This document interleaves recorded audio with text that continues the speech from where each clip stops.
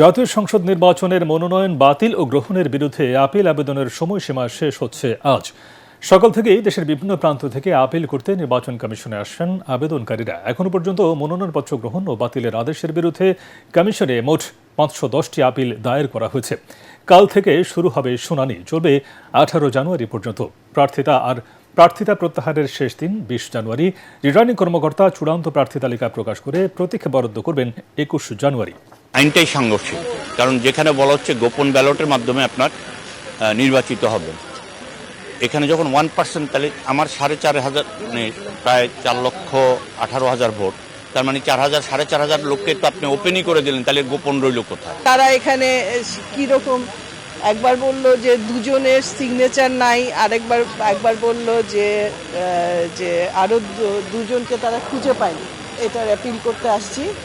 আমার একজন আইনজীবী আছে এবং আমি মনে করি এটা প্রহসনমূলকভাবে করা হয়েছে।